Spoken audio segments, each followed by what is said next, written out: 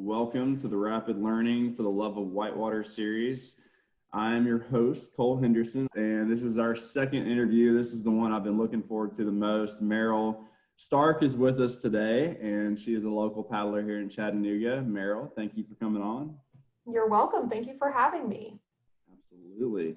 Well, we've got a cool conversation today. We're going to be talking about really a lot of her kayaking experience and really her perspective on the community and how she got into kayaking.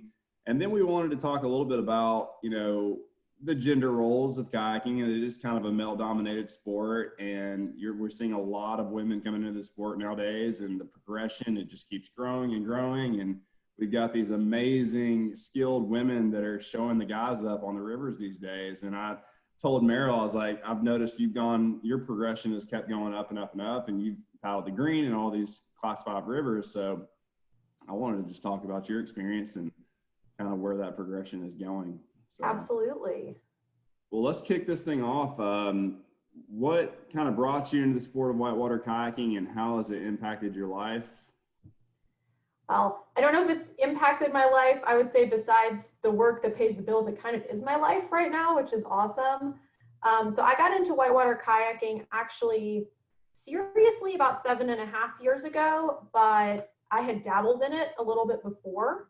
Yeah. So I've always liked the water. I've always liked being outside, and I always liked kayaking and canoeing. Like when I was a kid at camp, I would really be gravitated or be pulled towards those activities. And my journey with whitewater actually kind of started on a whim. I grew up in Charlotte, and one summer after a particularly bad engineering internship, I decided that I was going to do something with the few weeks of summer that I had left, do something for myself that I thought would be fun. So I signed up for a week of lessons at the Whitewater Center in Charlotte. And Nice. I had such a good time. I learned to roll a kayak. I did some of the easy rapids. I really hurt my shoulder carrying said kayak. And I knew that was something that I wanted to do. However, I kind of had to put it on the back burner for a little while, went back to college. And actually, I was really into rock climbing in college. Okay. And then one summer after my senior year, I worked at the Boy Scout camp that's local to Charlotte, and I was the whitewater kayaking instructor, which, knowing what I know now, I would have fired myself about 10 times over because we didn't really do it right. But we all had a great time. I did trips on the lower green all summer. Wow. But at that point, I still considered myself a climber. Fast forward a few more months, and I found out that I got a job working for Shaw Industries here in this area. And when I told somebody at the Rock Gym in Charlotte that I was going to be moving to Chattanooga, he said, well, if you like kayaking, that is the place to be. You need to go on Boater Talk, which isn't a website anymore. You need to one of these 3 boats. You need to do this, do that. You're going to be so happy. And so I moved here, and I was at Four Bridges store, and that's where I found out about Outdoor Chattanooga and the Tennessee Valley Canoe Club, TVCC. And that just got me plugged into the community. So I started going to Outdoor Chattanooga's roll practice, got that roll from 3 years earlier back, and really at that point, the rest was history. And I have been kayaking probably at least, I guess I'll say 3 weekends a month, with the exception of a few short breaks, for the last 7.5 years. And I just absolutely love everything about paddling.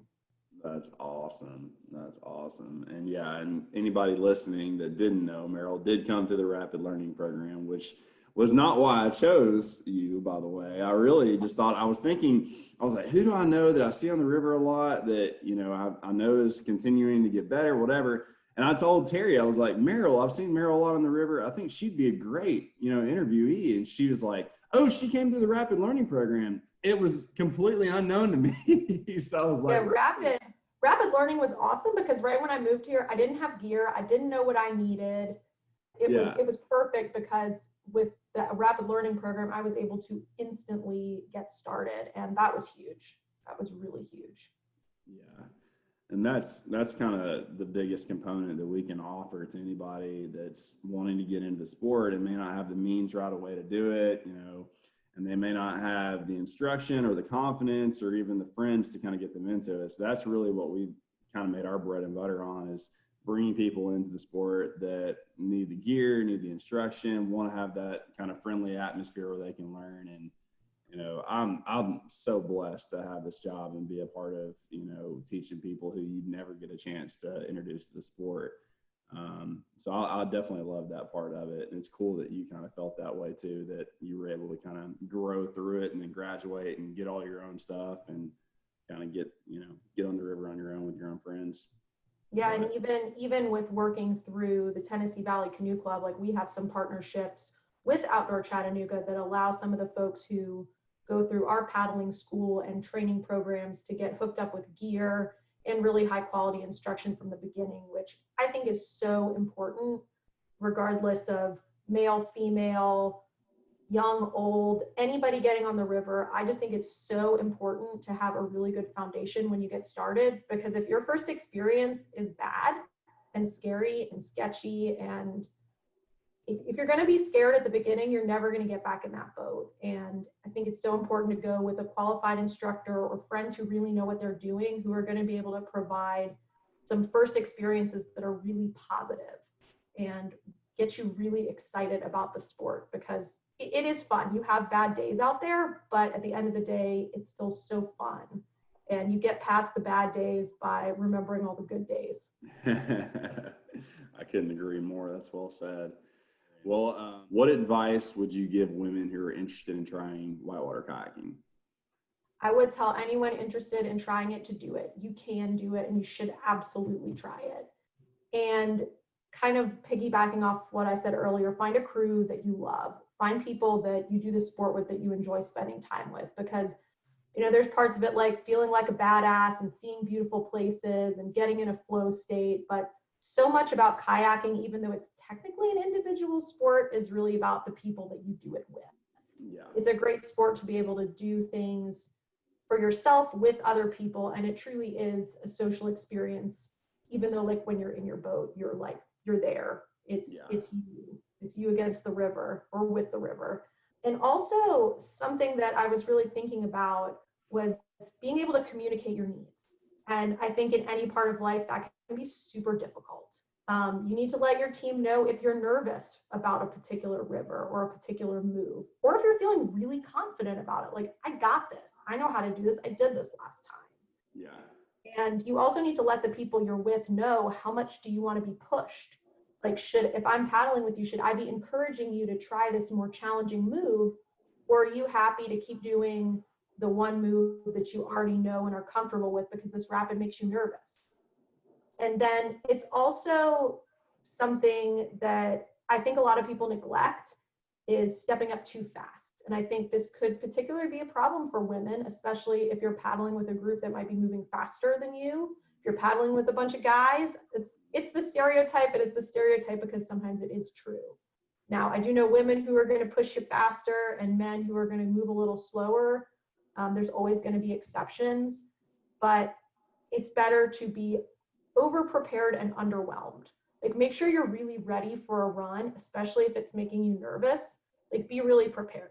There were some rivers that I stepped up to that I had built up in my head to be this really big, scary thing. And then I got there and it wasn't that bad. And I said, oh, that was what the Upper Ocoee was like. But that's because I had been practicing moves on other rivers, and I had really been getting to know my boat and spending time and just being there on the water and working on skills, so that when I did get to the point where I was stepping up, it wasn't that bad. Right. Same thing with the green, although I've only run it twice, and that's spread out over like a 3-year period. I got there and I said, oh, there's definitely some things that were very big and very consequential, but I felt prepared. Right. And I think that really goes a long way towards building confidence in the sport, feeling like you can do it, and just generally having good experiences to be ready. And kind of along with that, and this really, a lot of advice just goes for anybody, but know your own goals and make sure that you're following your goals, not somebody else's goals.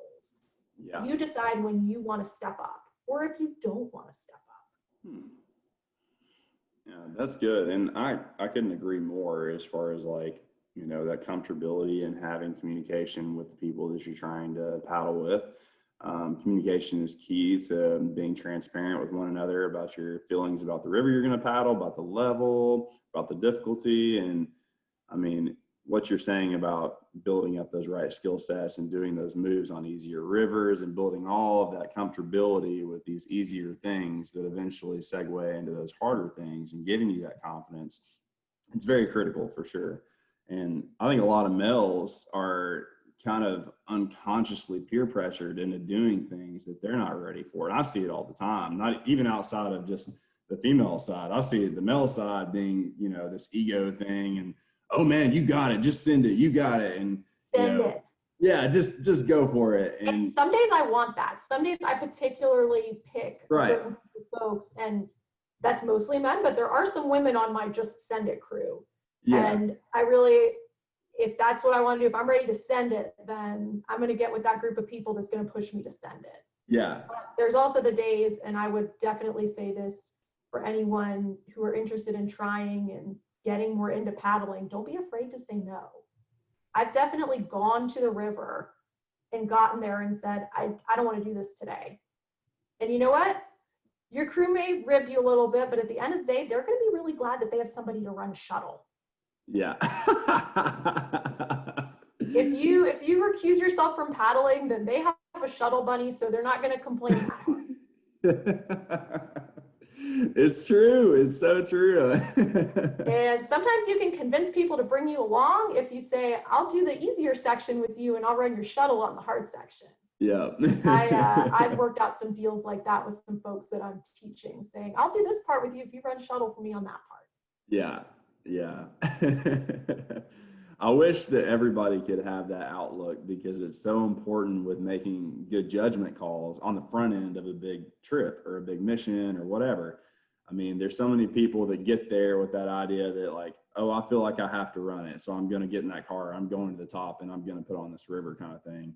And they're not necessarily thinking through what their own, inner self is trying to tell them, what those deep thoughts are really leading towards. They're like, okay, well, all these people are saying it's fine, I'm just going to go for it, it'll be fine, I'll be fine, and then they're in the midst of some of the most powerful elements in nature and they realize, oh, maybe I wasn't ready for this.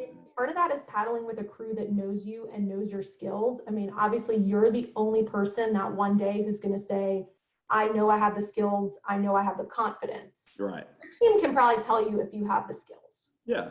But it's up to you if you have the confidence, and it's going to be a much better day if you're feeling confident, or even if you're a little nervous, knowing that, yes, I have the skills, yes, I can do this. Absolutely, for sure. Do you find more motivation in paddling with women or with men? And is there a preference in regards to beta and advice? Let's kind of break that question down a little bit. Yeah, so it's a really good question. And as I said earlier, like, it's a stereotype, and I'm going to talk about it more stereotypically. And also, like, this is my experience. I'm not going to even pretend that I'm speaking on behalf of womanity, because I'm not. Like, there's so many other women, and they're all going to have different perspectives. But in general, it does depend. I definitely have, like I said earlier, my crew of send it guys, and there's a few women in that crew, but sometimes I get really pumped up. Like, there was one day on Shioa, I think I was with my guys and we ran, how many bridge laps did we run? We ran so many laps, and they had to pull me off the water because I just really fed off of that energy. But also sometimes on harder runs, like, I want to go with women because we're going to break it down and we're going to look at every rapid. And it also comes along with not necessarily being the weaker paddler in the group or the even paddler, but also, like, I paddle with guys and girls that I feel like I can have the chance to be that motivator person and say, let's go run this, let's do this, I know you can do this. And I love taking people down, like, for their PFDs, their personal first descents of a river, to be able to say, I know you can do this, let's do this. Yeah. And that, I find, even though it's not like me stepping up, I find that so motivating to be able to be there and cheer somebody else on. Oh, 100%. And one of my guy friends, he actually primarily paddles with women. And he says he really likes paddling with us because we break things down. We're doing a lot more focusing on technique, which I don't want to say guys don't, because I think guys also focus on technique a lot. But this is something that also, one of the first things that was told to me, my first paddle school, I was in a class with a female instructor, it was all women. And the first thing that she said was, women have to learn technique sooner. At the beginning, we're going to spend all the work up front learning technique, and the guys are going to muscle through it. And it's the same thing in rock climbing. And then the field evens out when the guys are like, oh wait, I actually need this technique. And then the women take off because we already had to learn it. We didn't form as many bad habits. Because if you're weaker, you can compensate a ton with really good technique. So I think that is something that's really cool about paddling with women, is I see more of a focus on that than just pure strength. Yeah. And also, some guys give really good and overly detailed beta. Some women do the same thing. I haven't noticed so much of a difference, but I will say, gender aside, engineers are way better at shuttle logistics. People know if they paddle with me and another one of my friends that shuttle will be handled, and they don't have to do anything. They just need to sit back and listen to where we say to put the boats and where all the cars go. That's funny. Oh man. Well, yeah, I agree. I totally agree with everything you said. I think that there's not one perspective that, stereotypes either or paddling with men or women, one way of looking at beta or advice or any of that. I think it varies. I totally agree. But I do think what you were saying about technique it is pretty common. You do see a lot of guys that try to muscle through a lot of things, and they kind of lack those foundational, skills of technique and learning the proper way to do things. And I'm going to brag on you for a second. I'm going to share my screen, because I was looking at these pictures and I was like, speaking of technique, Meryl has a nice looking stroke coming off the alien booth on the upper, that little ledge. Yeah, that's alien booth. Yeah, I want to show that really quick. I've been working on that one for a few years. I probably nitpick about 5 things that are wrong with what I'm doing there, but it's always a work in progress. It's sometimes hard when people are like, I took badass pictures of you, and I'm like, but my elbow's in the air. Overall, that's pretty good technique. Overall, I'll take the compliment. Yeah. I mean, having that paddle more vertical is going to give you a little more power than having it, level or not getting any kind of angle into your stroke anyways. I mean, I think that's going to happen from time to time. And it looks like that's more of a forward draw anyways. You're kind of using that angle and that lean into that booth to really dig it in and then pull it through. So I'm sure that booth is magical, and it's all about working with the water there. Yep. There's some, I can't share all of the secrets that somebody has showed me, somebody way better and more competent and more experienced than me. Definitely gave me some really good tips on that booth that have been very applicable to other situations as well. And yeah. I personally love working on the finesse of paddling and figuring out how to make all the moves work. And do you GoPro? Do you kind of watch yourself? Do you ever GoPro? I do not have a GoPro. A lot of people ask, when are you getting a GoPro? And I said, one day, if I ever learn to not hate video editing. Yeah, I don't know. Sometimes I think this picture was taken by a random, I don't know if I'll say unnamed tourist. I certainly don't remember tourist's name, and that may not have been a tourist picture, but that's on the sinks on the Little River in the Smokies, and there's always tourists there. So sometimes if you schmooze with them afterwards, you can get some good shots. They're all standing there with their iPads like, oh my God, what is this crazy person doing? Oh man, it's true too, because I remember when I was like getting into kayaking in 3rd or 4th year, I was running the Little River sinks a lot, and you see all these people when you're walking up there to put on above the meanies. Is it the meanies? Yeah, the meanies above the sinks. Yeah, they're looking at you like, you're gonna run that? You got to be kidding me! Like, are you sure that's safe? And just trying to question. Of course, that's a winter run usually. So it's cold. Aren't you cold? Yeah. Well, I have this spacesuit on. I'm fully encased in Gore-Tex, and everything is fine. it's a beautiful run though. I think Yeah, this run is overlooked by a lot of people sometimes. that's one of my favorites. And Oh, I yeah. finally, after staring at it for years, I finally got the confidence up to run the elbow at the end of that run. And Oh, that's nice. definitely one of those things where I had the skills. Actually, it was a lady who pushed me to do it. I saw one of my friends and his wife do it, and I was like, wait, she runs the elbow? I can run the elbow. I didn't want her to show me up. So after I saw her do it, I'm like, all right, I've been staring at this rapid for 5 years. I have no excuses anymore other than I haven't really felt like it. So I did it and it was fine. Not that it would necessarily be fine every time, but that day, like the level was right. And I mean, I waited for the right conditions, but that was really fun. Isn't that so important though? I feel like a lot of people, and I find this about myself too, when I'm stepping up to bigger rivers or looking at rapids that I've probably skipped over for a while, and you finally that one day you're really, you know the line, you have the confidence that you can do it, but you really listen to your intuition and you're introspective about yourself. Like over the times that I've walked rapids, I've kind of thought about why I've walked them, and I'm really trying to feel my mood in that moment. And I'm not necessarily allowing any of these exterior things around me or people around me to influence that decision. It's something that I'm listening to in my heart and why I want to run something. So I feel like when you get to that point in kayaking where you're not running it for the GoPro clip, or you're not running it because everybody else is running it, but you're running it because something inside of you says, I want to do that. Not because of anybody around you, but because you truly feel confident that that's something you want to, engulf yourself with. And there's definitely days I've walked away from stuff like I have nothing to prove here. Yeah. I know I could run it if I wanted to. Yep. And that's fine with me. I can go to bed at night because I didn't need to do that. Yep, for sure. Well, let's keep on going. I'm going to bring back some pictures here in a minute because I want to show the Ocoee race and talk about that a little bit too. But oh, that's such a fun one. Yeah, I know it's coming up, right? Yes. What's the date? October.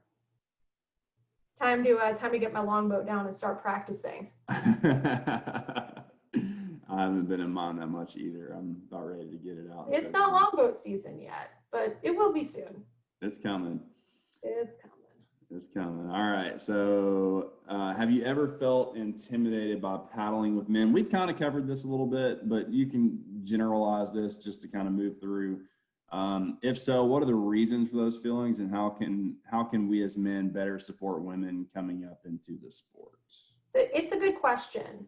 And I think, sometimes, I don't know if it's necessarily intimidation for me. Of course, my perspective, I think, may be less common simply because I'm an engineer. I work in a male-dominated profession, so I'm already at a place where I'm comfortable potentially being the only woman in the room. So personally, I don't feel super intimidated, like that I'm being judged or anything when I'm on the water so much. However, there's some auxiliary pieces to the paddling adventure that are harder for me to do with men, especially like if there's a hike up run, like Richland that we have here. I've never hiked all the way to the top of Richland because by the time everybody else gets to the top after lugging their creek boat and hiking, I'm at the like alternate lower put in point and I'm completely gassed and I do feel really intimidated by a lot of the runs that require things besides just paddling.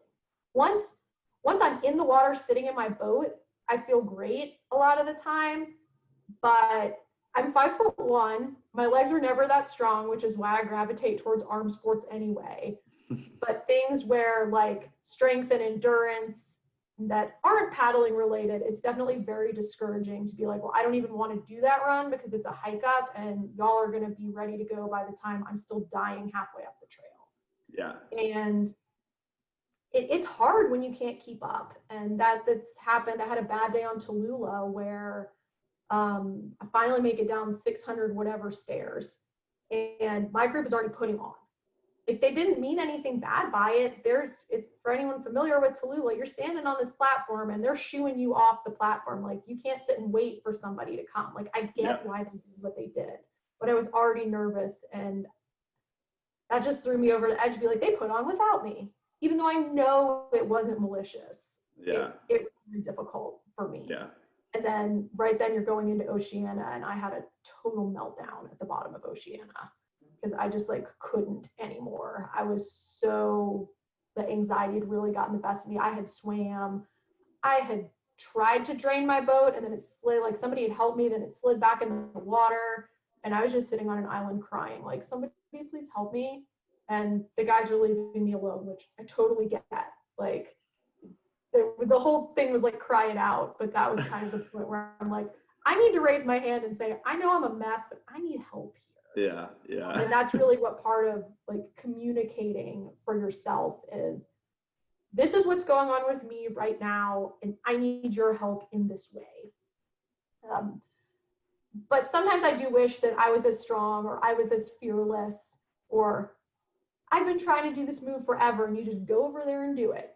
It is a little bit discouraging. And the other like big thing that I think it also does get talked about a lot is gear. A lot of gear is not designed for women, and some companies are doing a really good job with doing some adaptations, and some aren't. Like, I need a small boat, but the problem is I'm short, but I'm not always in the weight range of small boats or the body shape range, because a lot of small boats are made for the teenage boy body. Yeah. And that's not where I sit on the spectrum of different body shapes. Yeah. And I know that it's more difficult than I have it for a lot of other people. So I think part of that comes with like patience, and I'll probably get to this on one of the later questions, but you know, being willing to spend that time and work with outfitting on your boat, or just try stuff and figure it out. But sometimes I'm a little bit jealous and salty about how somebody can just like hop in any boat they want, or wear any PFD they want, or whatever, and I have more limitations, and that's frustrating. It's like, I would totally do that if I could fit into a 9-foot creek boat, but I recently tried the Liquid Logic Alpha 75, and I've been really happy. But if I weighed a little bit less, I don't know if that would be an option for me, because I was really bitter about the fact that I didn't think I could fit in one of these boats until someone told me to try that one. But yeah, it's hard when the stuff isn't always made for you, but that also I feel like makes the achievement even sweeter when you get it anyway. Yeah. That's pretty cool. Yeah, I agree. There is a lot of equipment that has been made by male paddlers, and it's kind of been made specifically for male paddlers. So I don't know that side as well as you would, but I've heard that a lot. And it's not just women. I mean, there's smaller guys who are of non-average proportions, or larger guys, or larger women. I think it's probably the hardest for larger women. But I mean, there's definitely like, and in talking about just general diversity in the sport, the way the equipment is, unfortunately, because it has to fit at so many places, it's really hard to design something that fits a lot of people. And you know, I don't fault manufacturers for going for the average guy, because that's who they are primarily selling to. And it's just part of it. I mean, Jackson, I know I heard EJ talking about, you know, people were asking, why are you making all of these different sizes for all of these different boats? Like, you're barely selling this size. And his comment really was, I want, you know, anybody who has a desire to learn how to paddle a whitewater kayak to have that opportunity with the Jackson kayak, because I want to make sizes that can fit anybody and have that spread that allows for that. So as far as them as a business, I know that that's kind of been his concept, is he wants to make boats that anybody can paddle and that are easy to paddle. Yeah, and I think that's really wonderful, but also just like I love how Jackson has been doing all of their demos and like Clay's out there with the boats. Yeah. I had the opportunity to sit in some of the different boats, and I was actually able to give some feedback. Like, it would be super awesome if this was different. I'm not going to get into specifics because I don't want to call anybody out, but there was definitely some moments of insight having a bunch of different people sitting in the boats to say, oh, well, maybe the small needs to be tweaked in this way or another way to fit a larger variety of small people. So I thought that was super interesting. And I mean, I was totally like poking fun at it, but also at the same time, like, I really do, even though sometimes a lot of us are like, there was an attempt, you tried and it didn't succeed, I am really like, I do acknowledge the fact that people are trying, and it's not going to be perfect for everyone, even though it's still super frustrating sometimes to be in one of those demographics. It's like, if I gain any more weight, I have to put on a large dry suit, and I'm 5'1". That thing's designed for like somebody 5'8" or taller. Right. So I have got to fit in the medium, or I'm going to have to pay hundreds more dollars for a custom suit. It just is. It just is. And I love it enough that I'll do what I need to do. Right. Yeah. Well, moving on, what is your motivation? We've kind of touched on this, and, you know, you say that you have times where you're really feeling it, and it might be dependent on the group that you're paddling with, or the friend group that you're around, on where that motivation lies. But what has pushed you to keep stepping that level up a little more with bigger rivers and, you know, I think that the primary driver of it for me is I paddle because it's fun. And sometimes, you know, as you get comfortable on certain rivers, it's still fun, but you want a different kind of fun. Yeah. And absolutely. for some people, including myself, that's like getting on bigger water. But I also know like what styles of water I like. I'm totally in the minority opinion here. I hate drops.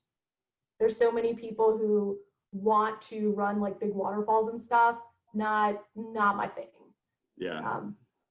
But you also get to, so I love big water, which actually, now that you pull up this picture, I love waves, and it's such a style that we don't always get so much here in the Southeast, and I love it. And actually, that kind of, this picture is a good segue into one of the other things that has really motivated me to step up, is to be able to paddle in more places.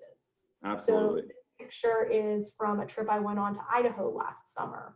Oh, and man. I was supposed to go to California this spring, but of course everything got canceled. So the river will still be there when the pandemic is over. Yes, it will. But kayaking allows you to see places that most people don't get to see.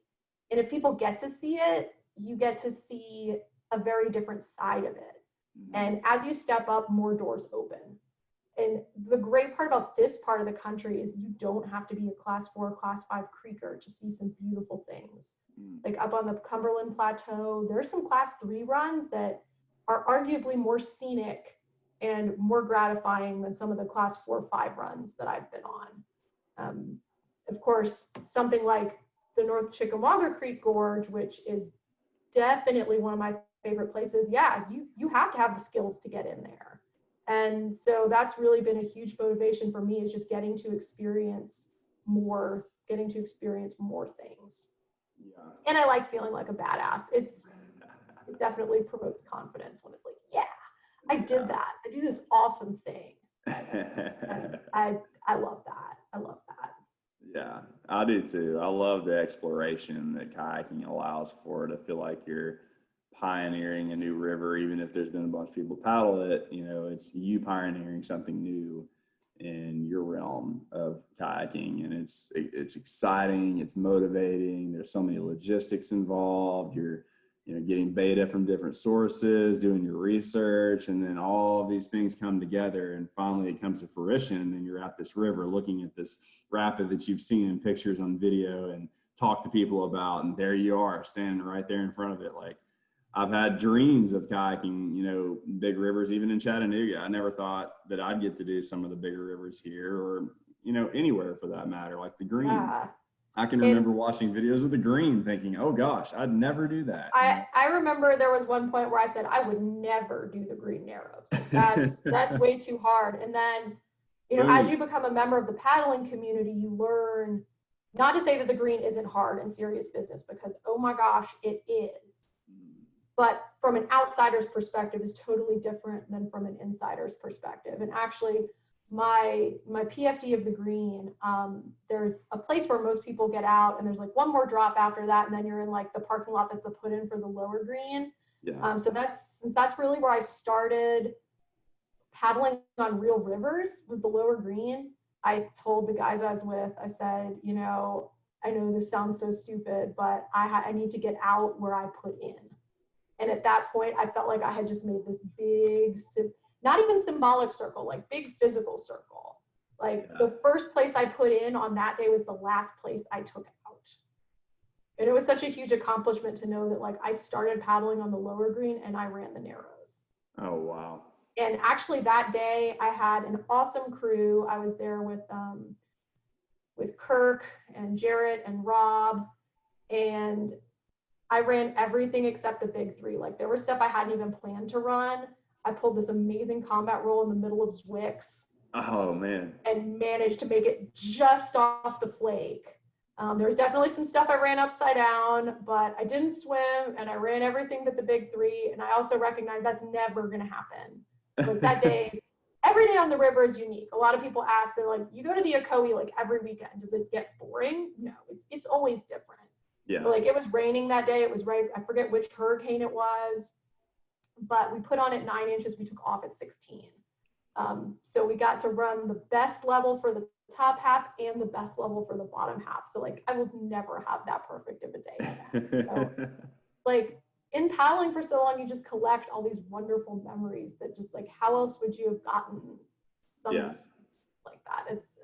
It's addictive. It's absolutely addictive, that wonderful experience. And I also just love that the river provides like this flow state. Like when you're on the river, not to say you're reacting, because paddling is not completely reactive, but at a certain point it's like, well, this is the line I'm on, and within this window I've got to like get one with the water and make it work. And I love challenging my brain in that way, that it's continuous. Like you can't stop. And I love that flow.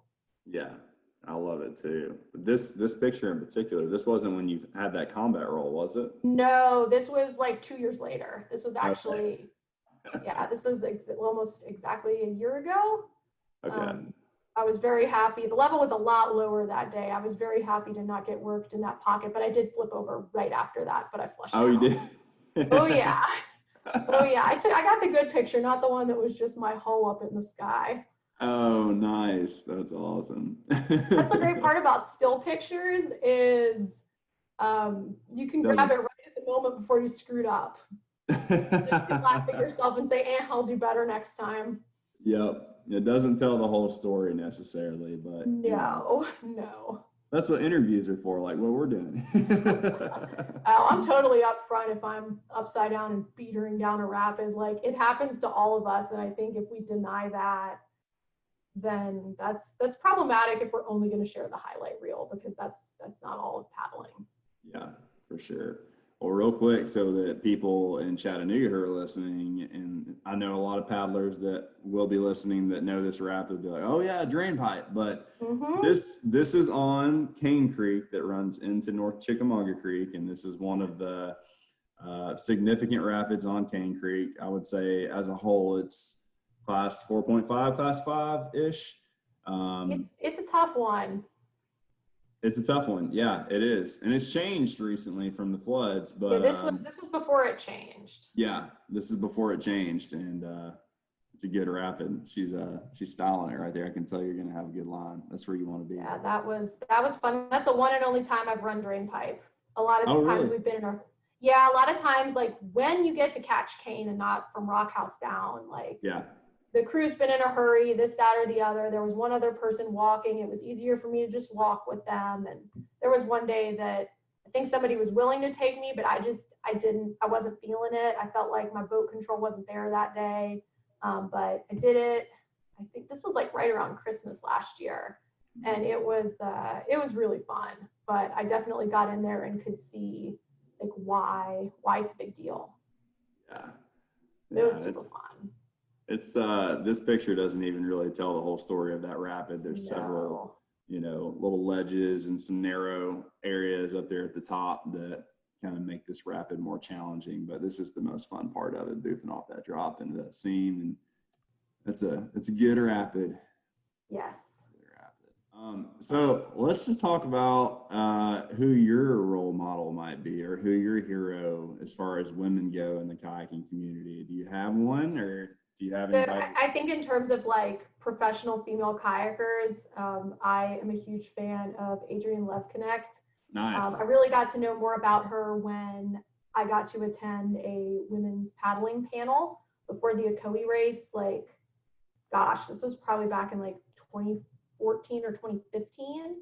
And they had a panel of several female kayakers, and I distinctly remember a lot of what Adrienne said. And also one of the reasons that I really look up to her is she's also very petite, and I'm thinking like, well, if Adrienne can paddle that boat, there's a chance that I can. She just puts 2 seat pads in her Phantom and it's fine. I mean, I also recognize that she is super strong, and that's some of the reasons she's able to do what she does. But I love her personality. Like, listening to her speak was wonderful. She was hilarious. And one of the things that I also love is that, you know, I see her paddling on rivers that I paddle. Yeah. I also love, I mean, I personally paddle a lot of Dagger boats, and of course she paddles for Team Dagger, so I get to see her paddling the boats that I'm paddling, and just kind of seeing that is fun. You know, gotta cheer for our local heroes here.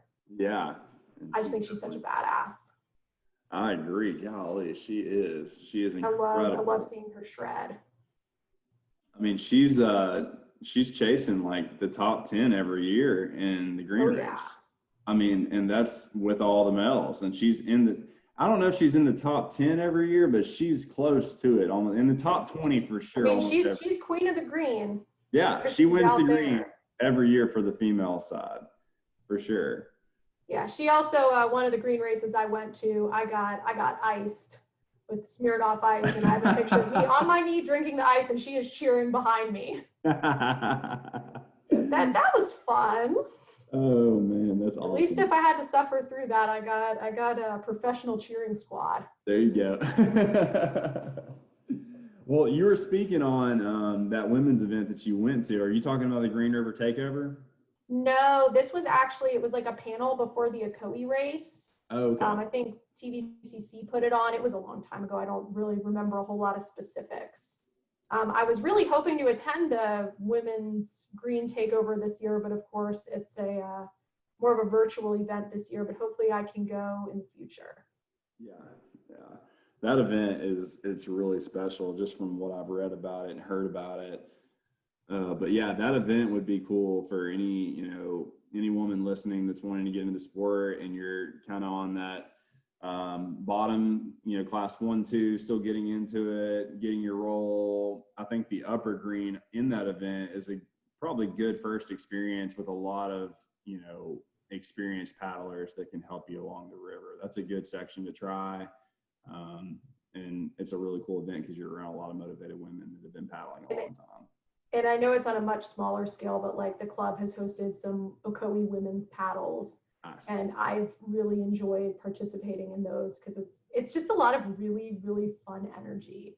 Yeah. And knowing that it's all ladies, and I see some of my favorite women there. And, I paddle with a lot of them anyway, but sometimes, haven't seen them in a while. And some of us are stronger paddlers. Some of us are just learning or decided that class 2, 3 is where we want to be. And that's totally fine. I know a lot of folks who have just said, I want to be able to paddle the Ocoee and then I'm good. And I still absolutely love paddling with people of all abilities. And it was such positive energy. And also, like, one of them, I distinctly remember telling everyone, follow me, I'm going to do something awesome. And then I proceeded to vertically pin my boat. And it was really interesting. Everybody like, oh, we're going to get her out of this. We're going to make this work. It was totally fine. Like, it was super minor, but that's definitely one of my great memories of like, come on guys, we're gonna do this great thing, and I would totally mess it up. You can't be the perfect example every time in style, every line. I think just having, regardless of the difficulty or anything, just having that camaraderie with other ladies in the sport is just wonderful. I love it. But one of the things that, I would say for folks who are wanting to help more women get into paddling or wanting to be better allies or better support their female friends in paddling, some of it is, we want to be independent too. And sometimes guys are like, I'll load your boat for you. And sometimes I say, cool, my arms are pumped. Like, I can get it on top of my vehicle, but go for it. But I also had an instance where somebody like insisted on carrying my boat, and I did not want him to carry my boat. Yeah. So I think one of the things that could be super helpful is for folks who want to help say, may I help you?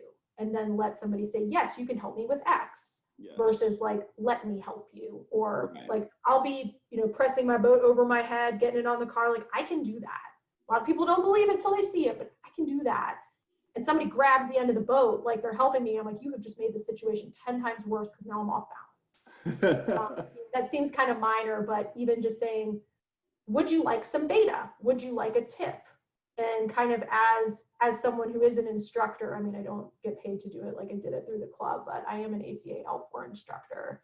And a lot of times, instead of being like, you should do it this way, I'll have to step back and remember, okay, let me see if they want help. And I think that could kind of cut down on a lot of, mansplaining. I had somebody mansplain how to put my boat back together on the side of the river. I had a boat where the seat would just constantly pop out of the track. And he's like trying to put it back. I'm like, I know what I'm doing. Please stop. And at a certain point, I just had to be like, all right, I'm just going to go over here, let you do it, and come back when it's done, even though that made me really upset because I didn't want the help. But other times it's like, I actually do want help. Like when I could not drain my boat, every muscle in my body was quivering and I was overtaken by anxiety, but I didn't necessarily have the wherewithal to be like, can you please help me? So just being sensitive to like, and this is just, it goes for anybody. Yeah. I think it often gets framed for women, but can I help you? Do you want help? Please help me. And also like, I know how to tie kayaks on my roof rack. I've definitely had that mansplained to me. And I'm like, this is my car. You drive a truck. You don't have a roof rack. Let me handle this. Oh, goodness. But I really do think just communicating better and also like supporting each other when things get tough, both mentally and physically. Like I have a friend who's been slowly stepping up, and she reached out to me because I think, she didn't feel like her boyfriend was going to give her the right answers necessarily, or has had those same experiences. She's like, my hips are killing me every time I get out of my boat. Am I doing something wrong? Is it outfitting? And we went and looked at her boat, and the seat was like sideways in the boat. Oh my gosh. We fixed that. We tried a bunch of other different like foam things, but I think that's something that women can support each other with. I mean, guys are good at outfitting too, but like there's problems I've solved that guys haven't had to solve yet, or that other women have solved. So like being patient and just really, it also all comes down to communicating like what you need. Like, this isn't a great spot to pull over and go to the bathroom because my dry suit has a drop seat. I can't just face the woods. Like, we need to find somewhere with a little more cover.